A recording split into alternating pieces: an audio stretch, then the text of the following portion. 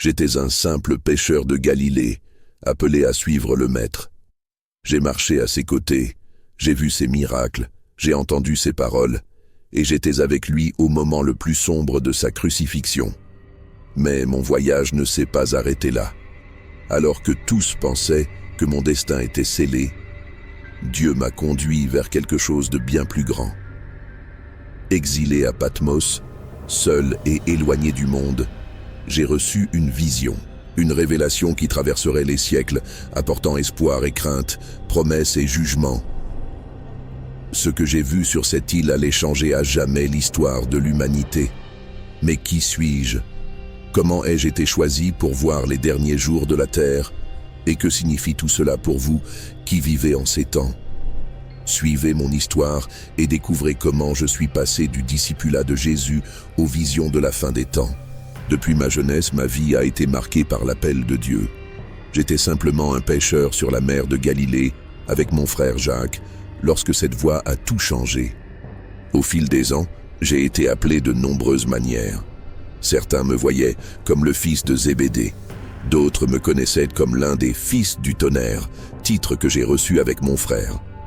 Mais parmi les disciples, un nom m'a marqué à jamais, le disciple bien-aimé. Oui, j'étais proche de lui. Je m'inclinais sur sa poitrine lors des repas, j'entendais ses secrets, et j'étais l'un des rares à l'accompagner jusqu'à la croix. J'ai vu son sang tacher le bois, j'ai entendu son dernier souffle, et même là, il se souciait encore de moi. Les années ont passé, et le message du Christ se répandait. J'ai vu des églises naître, l'évangile être proclamé aux païens, et le royaume de Dieu grandir sous nos yeux. Mais j'ai aussi vu la persécution s'intensifier. Le nom de Jésus dérangeait les puissants. Les empereurs de Rome voyaient notre foi comme une menace. Beaucoup de frères ont été tués, jetés aux bêtes dans les jeux de gladiateurs, brûlés vifs ou crucifiés, comme ce fut le cas pour Pierre. Moi-même, j'ai subi des persécutions et des menaces. Mais je n'ai pas reculé. L'empereur Domitien ordonna mon arrestation. Accusé de prêcher la foi chrétienne, je fus condamné à l'exil sur une île lointaine, Patmos. Patmos n'était pas un refuge, mais une prison à ciel ouvert. C'était un lieu aride, rocailleux, où Rome envoyait les indésirables. Là, loin de tout et de tous, beaucoup auraient perdu espoir. Mais c'est dans cet isolement que Dieu a choisi de me visiter. Alors que le monde me rejetait, le ciel s'ouvrait pour moi.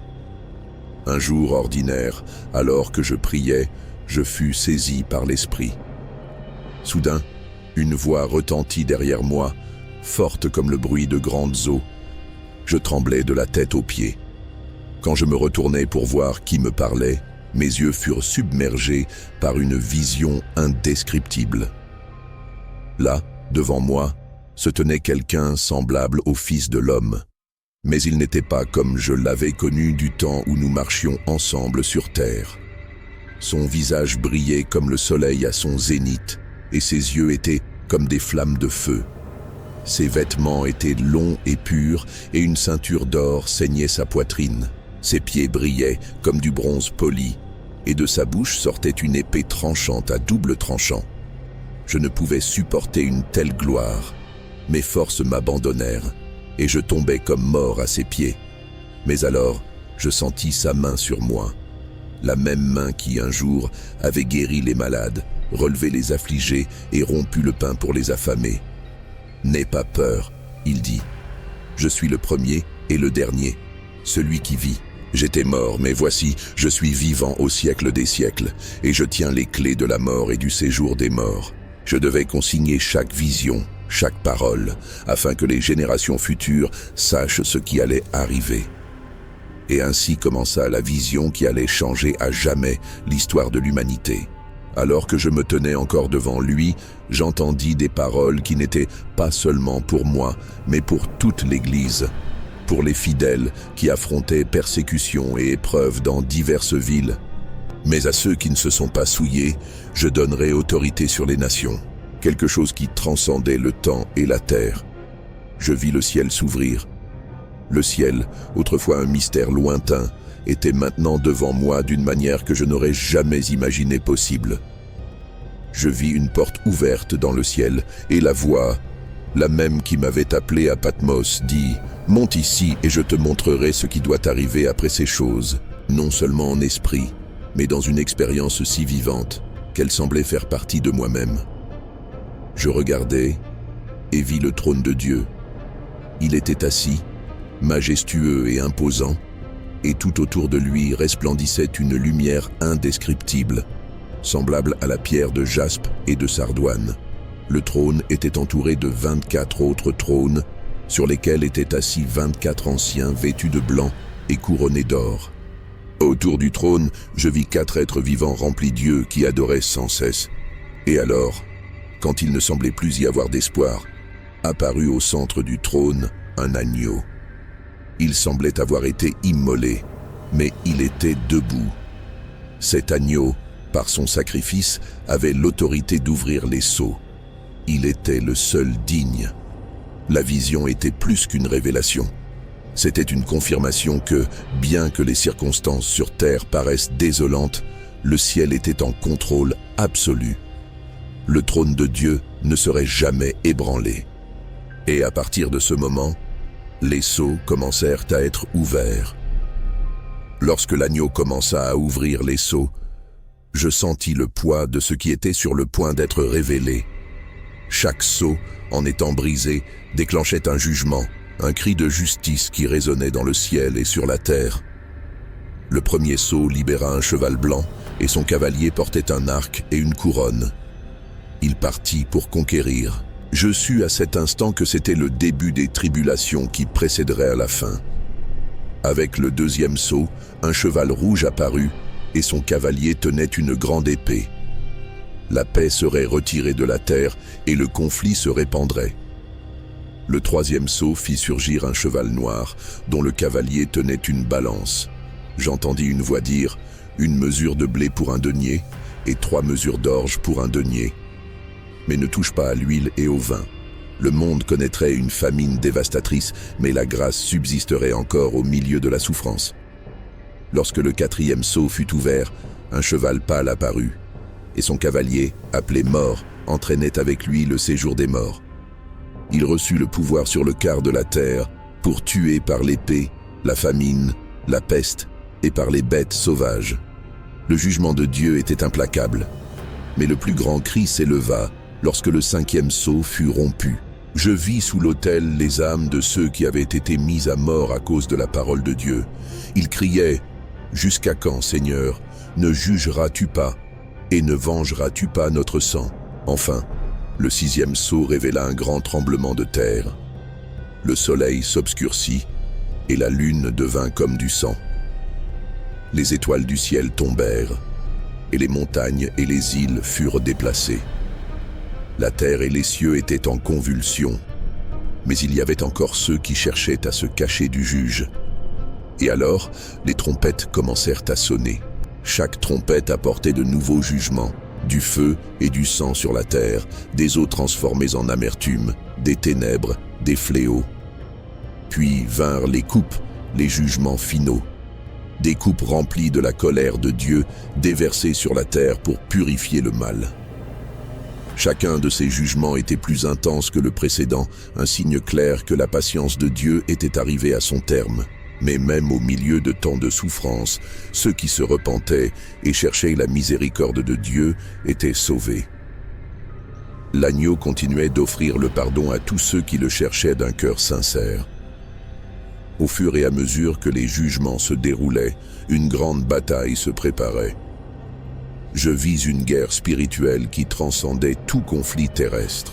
Dans le ciel, l'armée de l'agneau se préparait à affronter les forces des ténèbres, menées par une bête monstrueuse qui surgissait de la mer. Cette bête avait une apparence terrifiante, avec 10 cornes et 7 têtes, et son autorité venait d'une puissance maléfique. La terre se prosternait devant elle, et tous, sauf ceux dont le nom était inscrit dans le livre de vie de l'agneau, adorèrent la bête. Il y avait une autre bête, venant de la terre, qui accomplissait des signes miraculeux et obligeait tous les hommes à recevoir la marque de la bête, un signe sur leurs mains ou leur front. Sans cette marque, nul ne pouvait acheter ni vendre. La bataille ne serait pas seulement spirituelle, mais aussi économique et sociale. L'humanité devrait faire un choix difficile, suivre le malin ou rester fidèle à Dieu, au prix, peut-être, de leur propre vie. Mais au milieu de cette guerre, une vision merveilleuse apparut. Je vis une armée vêtue de blanc, montée sur des chevaux blancs, avec l'agneau en tête, défiant les forces de la bête. Il était appelé fidèle et véritable, et dans ses yeux brillait une flamme ardente. De sa bouche sortait une épée tranchante, et il vaincrait les nations par la parole de sa bouche. La bataille finale était sur le point d'avoir lieu, et l'ennemi paraissait invincible. Mais la victoire était déjà assurée, car l'agneau Jésus-Christ est le véritable roi des rois et seigneur des seigneurs. Il n'y avait aucun doute, il triompherait. Le grand conflit allait être résolu une fois pour toutes, et bien que le combat fût féroce, nous savions que le destin final était déjà scellé. Le bien triompherait du mal, et le royaume de Dieu serait établi pour toujours. Après la grande bataille, le jugement de Dieu tomba sur Babylone, la grande ville, symbole du système corrompu du monde. Je vis la chute de Babylone, et avec elle, l'effondrement des nations qui s'étaient nourries de l'immoralité, de l'orgueil et de l'oppression. Babylone était riche et puissante, remplie de luxe et de gloires éphémères, mais sa décadence spirituelle était visible aux yeux de Dieu. Elle était souillée du sang des innocents, exploitait les faibles et se glorifiait de ses péchés. Elle avait séduit les nations, offrant des plaisirs passagers et des richesses, tandis qu'elle s'éloignait toujours plus de la véritable justice de Dieu. Mais au son d'une voix puissante, la voix d'un ange proclamait « Elle est tombée, Babylone la grande ». La chute de Babylone n'était pas une surprise pour le ciel. C'était le jugement divin contre toute la méchanceté accumulée au fil des siècles. Les marchands, les rois et tous ceux qui avaient profité de la corruption et de l'exploitation se lamentaient profondément, mais leur lamentation n'apportait pas de salut. La chute de Babylone représentait la fin d'une ère. Ce système de mensonges, d'adoration du pouvoir et de la richesse arrivait à son terme. Le ciel, cependant, ne pleurait pas. Les saints et les anges célébraient « Alléluia », car le Seigneur notre Dieu Tout-Puissant règne. Après le jugement sur Babylone et les nations, une vision glorieuse s'ouvrit devant moi. Je vis un nouveau ciel et une nouvelle terre, car le premier ciel et la première terre avaient disparu, et la mer n'existait plus. Et je vis la ville sainte, la nouvelle Jérusalem, descendant du ciel, parée comme une épouse préparée pour son époux. Elle était pure, rayonnante, faite d'or transparent, et ses rues étaient de cristal. Il n'y avait pas de temple en elle, car le Seigneur Dieu Tout-Puissant et l'agneau en étaient le temple. Et une voix venant du trône déclara « Voici, je fais toutes choses nouvelles. » Ces paroles étaient comme un profond soulagement pour mon âme. Dieu était sur le point d'accomplir sa promesse de restaurer toutes choses. La souffrance et la douleur qui avaient marqué l'humanité pendant si longtemps n'auraient plus leur place dans ce nouveau royaume. Il n'y aurait plus de mort, ni de deuil, ni de douleur. Tout ce qui était imparfait et éphémère serait supprimé. Dieu essuierait toute larme des yeux de ses serviteurs. La souffrance que nous avons tant connue sur terre serait remplacée par la paix éternelle, où il n'y aurait plus de séparation entre Dieu et son peuple. J'entendis une grande voix qui disait « Et celui qui est assis sur le trône dira « Voici, je fais toutes choses nouvelles. » C'était l'aboutissement de la promesse de Dieu, la restauration de son royaume, où son peuple vivrait avec lui pour toujours. Il n'y aurait plus de séparation, ni de barrière entre les hommes et le Créateur. La communion serait éternelle, parfaite, infinie. Et à la fin, j'entendis un message clair, une exhortation. Que celui qui a soif vienne, que celui qui le veut prenne gratuitement de l'eau de la vie. L'invitation était adressée à tous ceux qui se repentiraient et désireraient faire partie de cette nouvelle Jérusalem, où l'agneau régnerait à jamais. Alors que j'observais la beauté indescriptible de la Nouvelle Jérusalem et que j'entendais la voix de Dieu proclamer ses promesses éternelles, quelque chose de profond se fixa dans mon cœur. Le but de ma révélation n'était pas seulement pour les événements de cette époque, mais pour toutes les générations. Ce que j'ai vu, ce que j'ai écrit, ne concernait pas uniquement les chrétiens du 1er siècle, mais tous ceux qui vivraient après moi, jusqu'au dernier jour. Aujourd'hui, en réfléchissant aux visions que Dieu m'a accordées, il est impossible de ne pas voir combien l'Apocalypse reste d'actualité pour nous. Elle nous rappelle la souveraineté absolue de Dieu sur toute l'histoire, son contrôle sur les forces spirituelles et la promesse inébranlable de justice qui s'accomplira en son temps. L'Apocalypse nous met en garde contre les dangers du conformisme avec ce monde, la séduction des richesses et du pouvoir. Elle nous exhorte à garder nos yeux fixés sur l'agneau, à rester fidèles, même face à la persécution, et à ne pas nous laisser tromper par les promesses vaines de la Babylone moderne. Le système corrompu de ce monde n'a pas de pouvoir éternel. Seul le royaume de Dieu demeure. Beaucoup traversent encore des tribulations, des persécutions et essaient de garder la foi dans un monde qui semble en détresse. Mais le message de l'Apocalypse nous enseigne qu'en dépit des épreuves, l'agneau a vaincu. Il détient la clé de la victoire. Et à la fin, tous ceux qui resteront fidèles hériteront de la Nouvelle Jérusalem, où il n'y aura plus ni douleur ni mort, où la lumière de Dieu brillera pour toujours. L'héritage de Jean n'est donc pas seulement un aperçu du futur, mais un appel pressant pour chacun de nous. L'Apocalypse nous défie de vivre avec une espérance renouvelée et un but éternel, de comprendre que, même dans les difficultés, nous faisons partie d'une histoire qui culminera avec la victoire finale de Dieu sur le mal.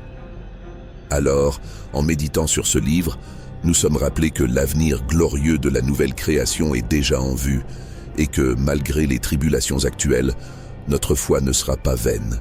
L'histoire de Jean et sa vision ne sont pas seulement un récit du passé, mais une vérité vivante qui parle directement à nos cœurs aujourd'hui.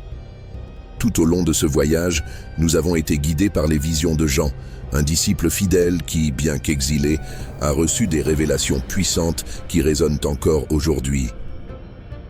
L'Apocalypse n'est pas seulement un livre de jugement et de catastrophes, mais avant tout, un livre d'espérance. Il nous pointe vers la souveraineté de Dieu, vers la victoire finale de l'agneau et vers la promesse d'une nouvelle Jérusalem où nous vivrons en pleine communion avec Dieu.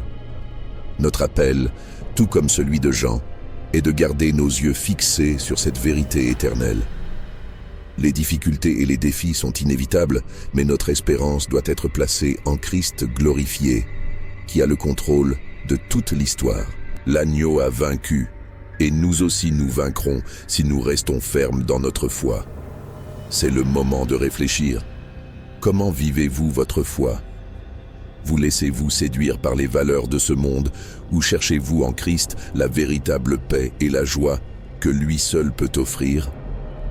Si vous souhaitez suivre l'agneau et recevoir la promesse de la vie éternelle, souvenez-vous que la porte est ouverte à tous ceux qui croient et se repentent.